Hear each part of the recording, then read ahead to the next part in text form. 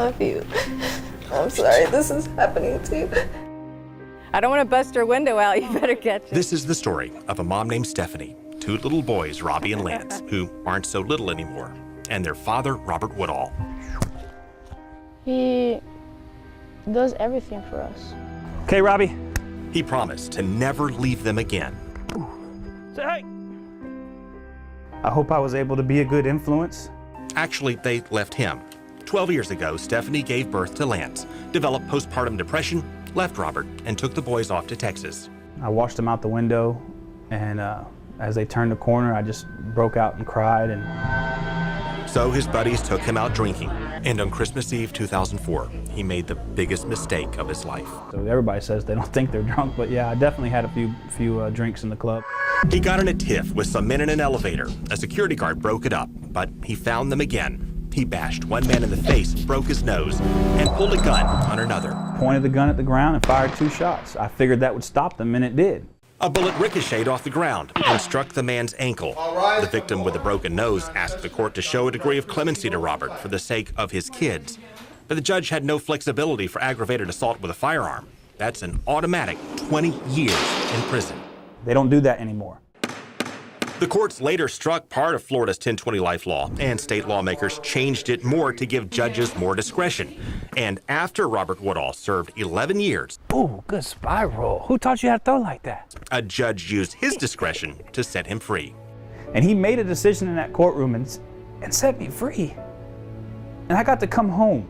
In January 2016, the judge ruled there had been an error in his conviction and released him on appeal. Because he came home telling the kids he would never go back. He would never do anything like that to leave. And that was my promise to them. And he worked hard to keep that promise. I get to be with my family. I get to be a father.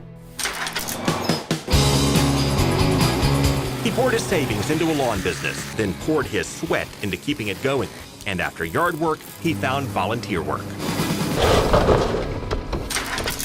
He's got us going to church. He's got us, involved in the schools. And along the way, the boys' grades and spirits picked up. He teaches us stuff about God and how to do stuff and basically how to live. Camo in the middle. This would be the story of a man who redeemed himself and brought his family back together. Throw it to your mom. Except for a twist. It just can't happen. It just can't. I don't even want to think about what to say because it just can't happen. While the state changed 1020 life, the changes don't apply to people who had already been sentenced. And State Attorney General Pam Bondi's office said 20 years means 20 years. Her office convinced an appeals court the judge had no discretion to show discretion. So the court is compelling you to serve 9 more years on a law that's since been deemed unconstitutional that the governor has changed. Correct. Which brings us to this. That's for people with a higher pay grade than me, too.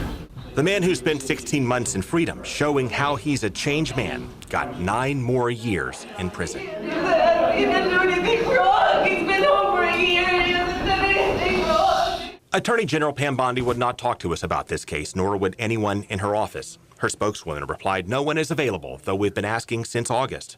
But while Bondi won't touch this one, there are still 2 sides to every story.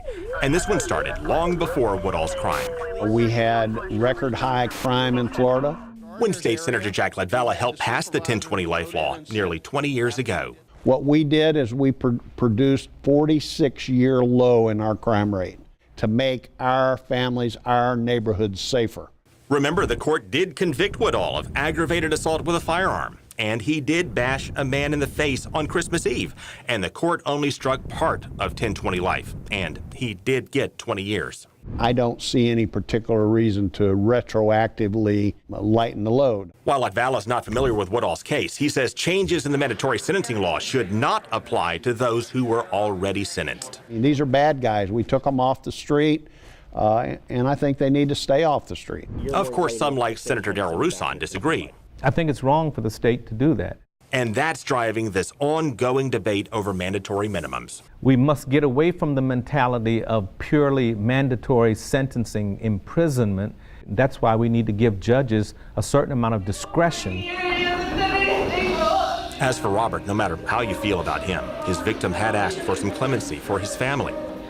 But as Robert and the judge heard Stephanie's cries cut through the walls, under state law, the judge had no clemency to give. He's not the bad guy. You think you stuck it to him? You think you stuck it to him? You stuck it to him? You did it to us. You did this to us. The other side. That's who you stuck it to.